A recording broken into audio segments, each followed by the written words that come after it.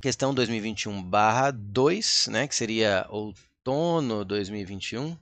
É isso, eu acho, outono 2021.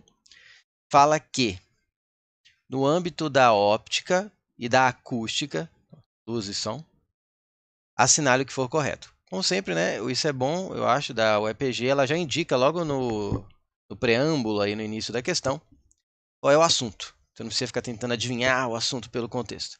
Ela é mais papo reto nessa parte. Mas também depois, ó, cada item quase praticamente uma questão diferente, né? Uma questão viram 5, 4 questões. Então, 0,1. O índice de refração absoluto de uma substância não apresenta valores menores do que 1. É a primeira afirmação. Se eu não estou enganado, eu falei isso na primeira aula de óptica. Na aula 1 de óptica, mas vou colocar aqui rapidamente. Acho que foi na aula 2 de óptica, né? Que essa aqui é a aula 1 de ondulatória. Eu falei em uma das duas aulas de óptica, acho que foi na aula 2 de óptica, que o índice de refração ele é definido como uma velocidade absoluto, né? Porque tem o índice de refração relativo, que é de um meio em relação a outro. O índice de refração absoluto é dado pela velocidade da luz no vácuo, dividido pela velocidade da luz naquele meio em questão. Porque a luz, quando passa de um meio de um índice de refração para outro, com outro índice de refração, ela altera a sua velocidade, podendo aumentar ou diminuir. O índice de refração, mais ou menos, diz quanto que a velocidade dela diminui em relação à velocidade no vácuo, que seria a maior possível. Tá? Então, observe que pela definição aqui de índice de refração, vou colocar aqui o negócio.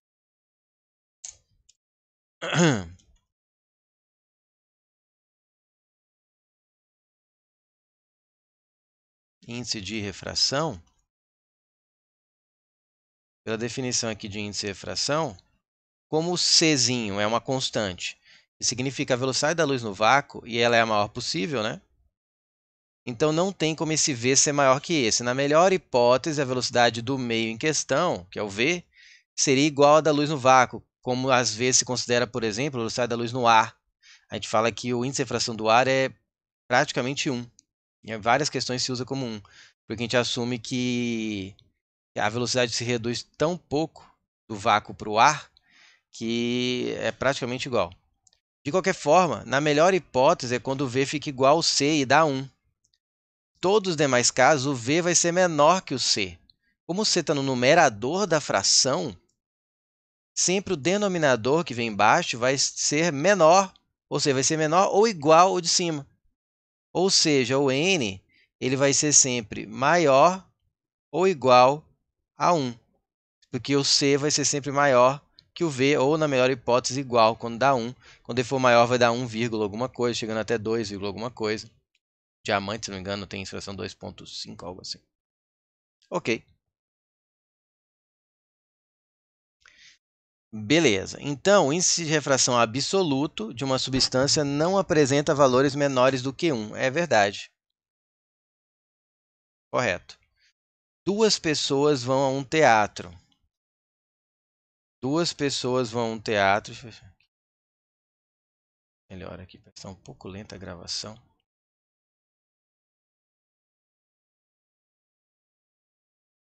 Duas pessoas vão a um teatro para assistir a uma peça musical. Essa aqui é mais de ondulatória, mais de acústica, na verdade, né? Mas mexe mais com a natureza ondulatória. Uma senta-se na segunda fila e a outra na sexta fila, ou seja, uma está mais próxima do palco e a outra está mais distante do palco. Com relação ao som ouvido por elas, podemos afirmar que terão o mesmo timbre, mas alturas diferentes. Vamos lembrar aqui o que é timbre e altura. Timbre. O timbre está relacionado ao formato da onda sonora.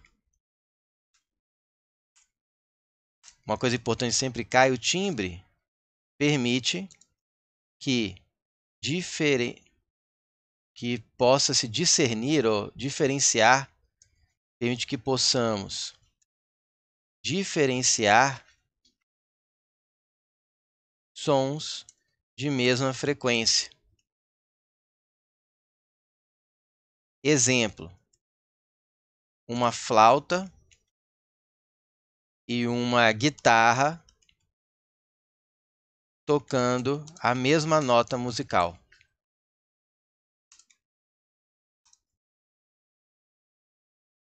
Tá?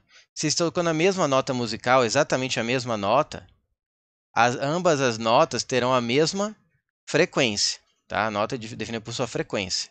Ambas terão a mesma frequência. Como que eu consigo perceber que uma pessoa está tocando aquela nota numa flauta, enquanto a outra tocando em uma guitarra, um trombone?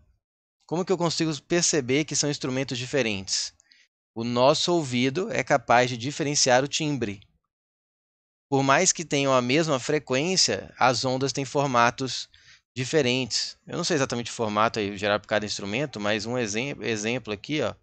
Aqui já é um exemplo, podia ter uma que tem um formato mais assim e a outra um formato mais assim, mas teriam a mesma frequência, mas quando você vai ver o formato da onda, são diferentes. Então, o timbre está relacionado com isso, a você identificar, por exemplo, como que se duas pessoas falam com a mesma frequência, você sabe quem reconhece quem está falando, por exemplo, ao telefone ou perto de você com olhos fechados. Né? Como que você reconhece a diferença de voz de um e do outro? Às vezes a frequência muda, mas se eles falarem com a mesma frequência, duas pessoas, e uma for completamente desconhecida, as duas forem muito conhecidas, você consegue identificar quem é quem. Se elas não mascararem a voz, né? Por quê? Por causa do timbre. Geralmente cada pessoa tem o seu timbre de voz. Né? Então o timbre tem a ver com isso. Então, a pessoa sentar mais perto ou mais longe não altera o formato da onda. Então, não é o timbre. Quer dizer, podemos afirmar que terão o mesmo timbre? Sim, se estão escutando o mesmo som, duas pessoas vão tirar para tirar uma peça musical. Uma senta na segunda fila e a outra na sexta fila. Com relação ao som ouvido por essa, é o mesmo som que está saindo ali do palco. Uma chega na segunda fila, na sexta fila o timbre não muda por causa da distância que se propaga. E tem a ver com a fonte, e não com a distância de propagação, e sim por quem emite aquele som. Perceberam? Então, terão o mesmo timbre, sim, para as duas. Isso é verdade. Agora ele fala da altura, aqui que muita gente erra. Aí estava a pegadinha, entre aspas, né? Quando você fala de ondas sonoras, né? A altura é a frequência da onda. Muita gente confunde porque no cotidiano usamos a palavra altura para volume. Aumenta, o som está alto, o som da TV está alto. Né? Para um físico, se você fosse falar de forma rigorosamente correta, para um físico, se você estivesse no âmbito da física da ondulatória, você tinha que falar quando a TV está com som alto, seu certo para a física seria você falar que o som está intenso, que está com grande amplitude sonora. Está com uma grande amplitude, a ondas sonoras emitidas pela TV está com grande amplitude, ou ele está mais intenso. Porque a altura, para alguém da física, não é o volume da TV, e sim a frequência. E sim a frequência da TV. Certo? E sim essa frequência. Então tome muito cuidado com isso. Tá aqui. Engraçado. Então uso Tá, tudo bem. Estou aqui para um pouco a gravação, mas espero que esteja saindo ok. Depois eu vou checar aqui. Mas está tudo ok. A altura é a frequência da onda. Combinado? Então, um som alto para física, ele é um som com frequência alta, tá? Também conhecido como som agudo. Ele é o som alto, é o som agudo. Tá? Um som baixo para física é um som com baixa frequência, frequência baixa. Não esqueçam disso. Também conhecido como som mais grave. E, de novo, a frequência não se altera por causa do caminho percorrido pela onda, por um estar mais perto, estar mais longe. O que vai acontecer? Quem está mais longe escuta com um volume menor, escuta mais, entre aspas, baixinho o som. Mas é o baixinho na maneira informal que falamos no dia a dia. Não é porque a frequência é baixa, mas porque a intensidade é baixa. Então, vou completar aqui, ó.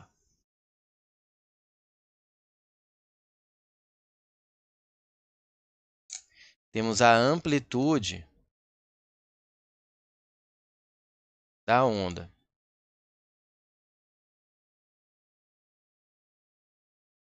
Cadê? A amplitude está relacionada com a intensidade sonora, que é o volume da TV. Diminui o volume da TV.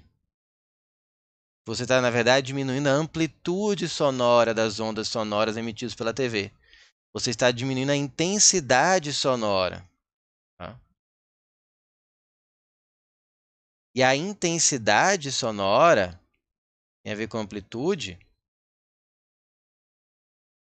é dado por potência sobre área.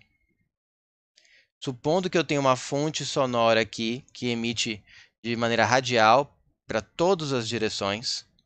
Se você for imaginar a frente de onda que ela gera, que é um microfone, por exemplo, você vai ver que ela forma, se ela vai se alastrando em todas as direções, você vai ter aí a frente de onda sonora emitida como se fosse uma esfera em torno da fonte. E ela vai a frente de onda se afastando.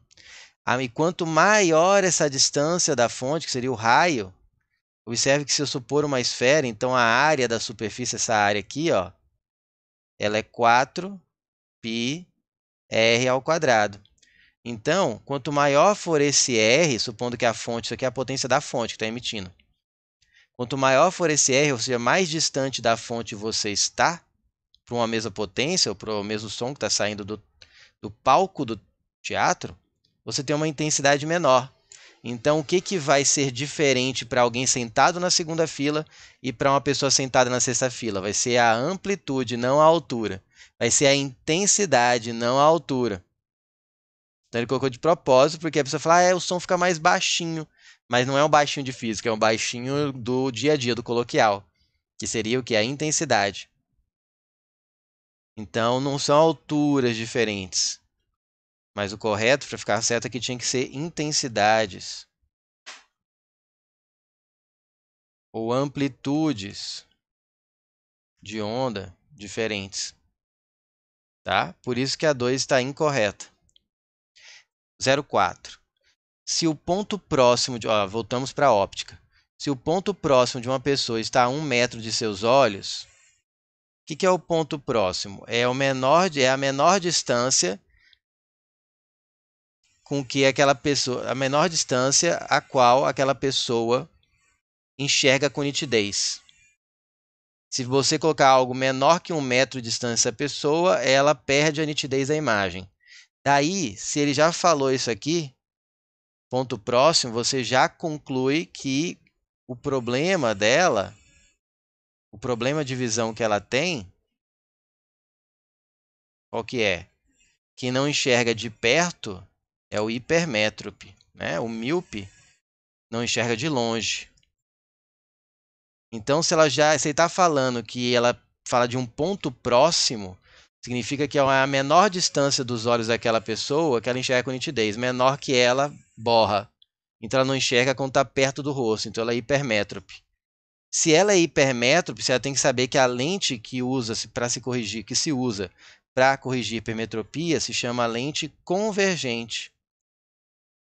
Quando é miopia, você usa uma lente divergente. Quando é hipermetropia, você usa a lente convergente. Vou colocar aqui 0,4. O que mais tem que saber? Lente convergente. Vou colocar aqui, né?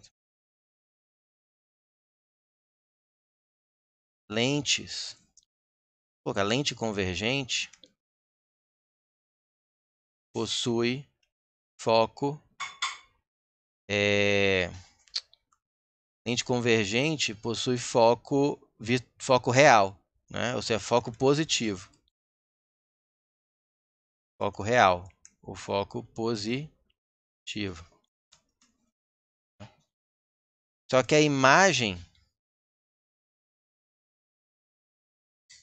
para corrigir a imagem de correção, para corrigir a hipermetropia, colocar aqui. Para se corrigir a hipermetropia, a imagem deve ser formada, a imagem deve ser virtual e formada sobre o ponto próximo. Né? A imagem deve ser formada, deve ser virtual, para eu poder enxergar sem um anteparo, e ela deve ser formada exatamente onde é o ponto próximo. Por quê? Qual é o truque, então, da lente? Basicamente, o que a lente vai fazer é isso aqui, ó. Seu olho está aqui.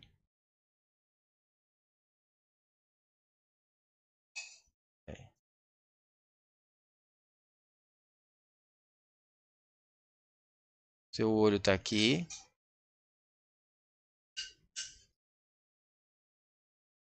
E você tem um objeto aqui muito próximo de você. Ele vai colocar 25 centímetros, que é o livro que a pessoa quer ler. É menor. O que ele vai fazer? Ele vai pegar de tal forma, ele vai colocar uma lente aqui na frente dos seus olhos, né?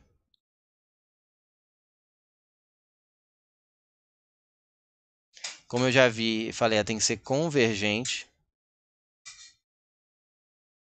De tal forma que a imagem formada desse objeto aqui seja colocada no seu ponto próximo.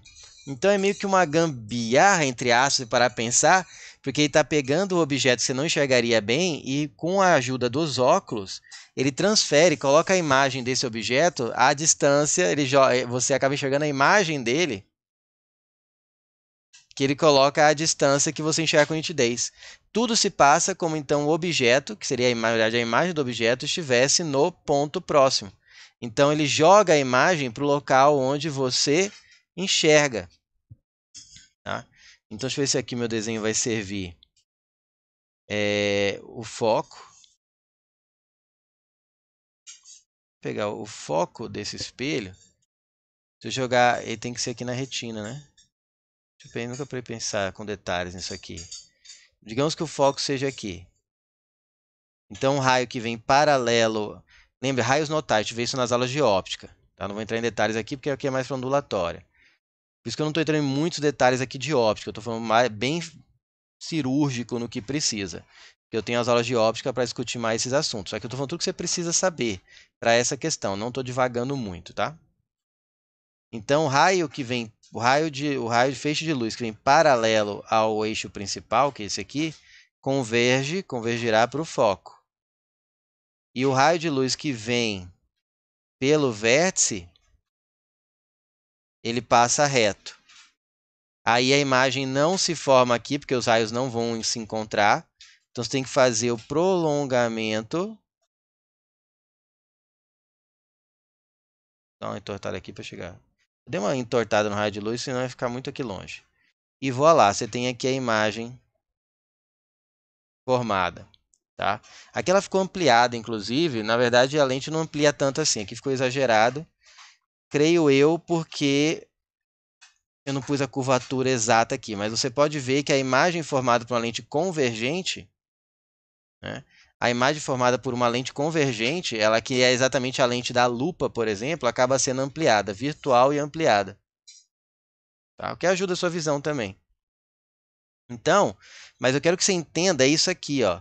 Ele pega o objeto, nessa questão, por exemplo, vai estar a 25 centímetros, eu vou converter para metros, divide por 100, né? 0,25 metros. E ele projeta, mas joga a imagem virtual, que você pode enxergar sem anteparo, lá para o ponto próximo. Esse é o truque da sua lente dos óculos. Você não enxerga de 1 metro para perto de você. Se estiver mais perto que 1 metro, embaça. Aí você coloca algo perto, você coloca a lente, é como se ele pegasse e jogasse essa imagem para o lugar onde você enxerga. Ele pega o objeto e faz a imagem dele ser um lugar onde você enxerga. Então ela vai para sua retina nítida. A imagem acaba indo nítida para sua retina e você enxerga bem. Tá? Mas a imagem daquele objeto formada pela sua lente é virtual. E em cima do ponto próximo.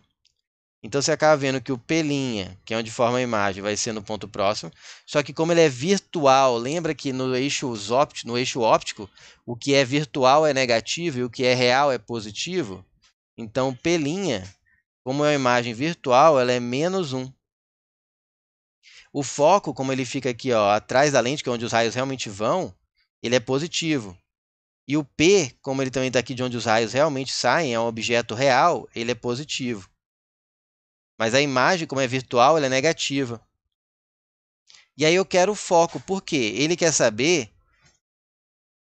se o ponto próximo à pessoa está a 1 metro de seus olhos, lembrando, aqui já está em metro, a convergência da lente ou a vergência da lente, observe que está em dioptrias. Aí você tem que lembrar que dioptria, ou melhor, a vergência, né, ou convergência, como ele fala aqui, porque ele fala vergência, porque pode ser divergência ou convergência, dependendo da lente, se ela for convergente ou divergente. A vergência é definida como 1 dividido pelo foco, e o foco tem que estar em metros, e aí a vergência fica em dioptrias.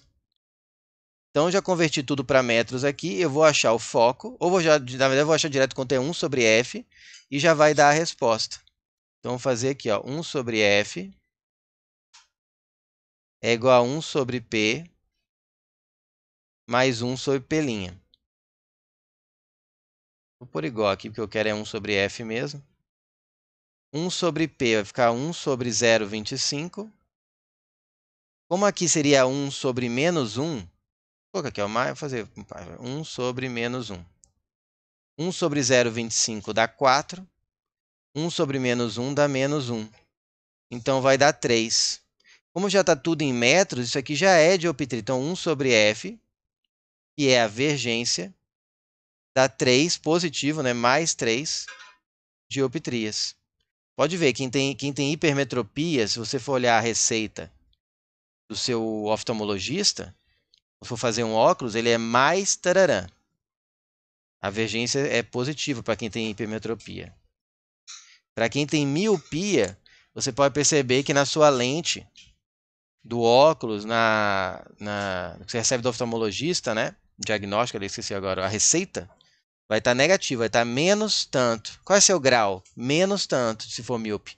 E é mais tanto. Você fala de grau 3, grau 2, só que para míope, na verdade, é -2. E para hipermétrope é mais 2.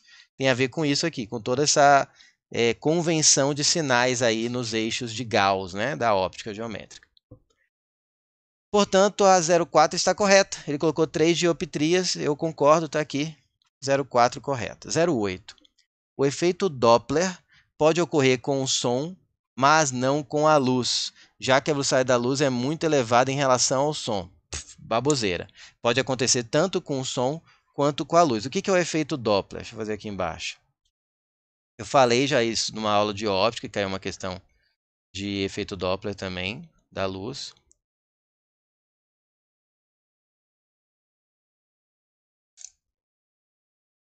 Cadê? Efeito Doppler é a diferença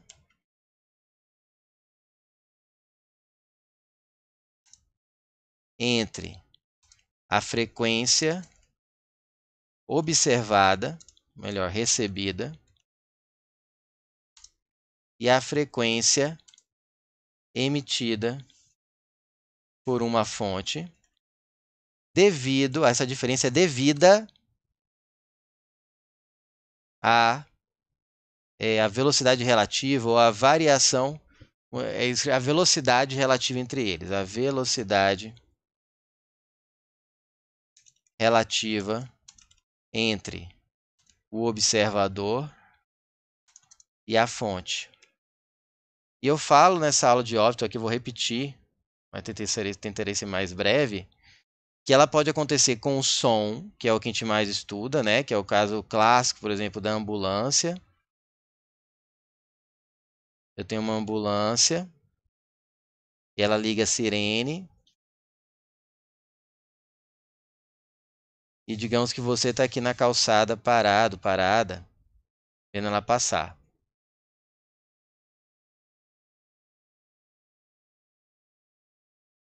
Tá? Já está emitindo também. A ideia é a seguinte. Esses tracinhos que a gente faz aqui, ó, na frente, como se fosse o som sendo emitido, são as frentes de onda. Imagine que são as cristas das ondas. Quando tem na água assim, não fica os relevos. Se você pegar as cristas das ondas, que é onde a água fica um relevo para cima e de riscar, forma essas frentes de onda. A mesma coisa acontece em ondas no ar. Quando a ambulância está se aproximando, a ambulância é a fonte, né? Porque ela está emitindo o som. Digamos que ela está nesse sentido aqui e digamos nesse exemplo que o observador, que é você aqui, está parado. O sai do observador é 0. E aqui você vai da fonte, onde VF.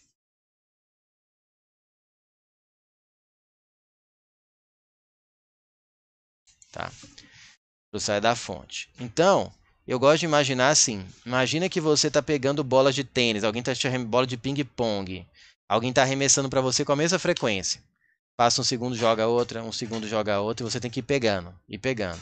Agora imagina, então é como se as bolinhas fossem as frentes de onda que estão chegando no seu ouvido. Que são as bolinhas de ping-pong. Imagine que uma pessoa continua jogando as bolinhas uma a cada segundo, e vai tirando de um balde aqui. Só que ele vai andando em sua direção com velocidade constante ao mesmo tempo, enquanto vai pegando a cada um segundo e jogando. Você percebe que a próxima bola, quando ele arremessar, vai estar mais pertinho de você, porque está andando em sua direção? Então a próxima bola vai ficar mais colada na anterior, vai demorar menos para chegar, porque ela vai percorrer um espaço menor. Então para você vai ficar mais difícil pegar as bolas. Quando ele estava parado no lugarzinho dele jogando, tinha uma certa dificuldade. Se ele for andando em sua direção e jogando com a mesma frequência, vai ficando mais difícil.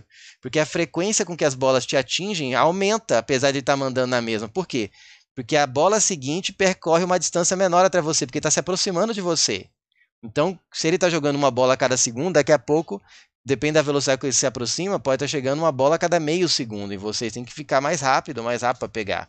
Porque ele está andando em sua direção. Então é a mesma coisa com as ondas sonoras. Quando o objeto, quando a fonte está andando aqui, quando um está andando em relação ao outro, está se aproximando, as ondas vão chegar aqui, as frentes de ondas meio acavaladas, uma em cima da outra. Ou seja, para esse primeiro caso aqui, a frequência observada ela é maior que a frequência emitida pela fonte. Quando a frequência é maior, falei já no item dessa questão, o som é mais agudo. Então, é o que acontece com a ambulância. Quando a ambulância está chegando por trás de você, está se aproximando de você, o som mais agudo irrita mais seu ouvido. E é o que deve acontecer, porque a ideia é que você dê passagem para a ambulância. Então, funciona perfeito. O som tem que ser mais irritante enquanto a ambulância está atrás de você e menos depois que você já deu espaço e ela te ultrapassou. E é o que acontece.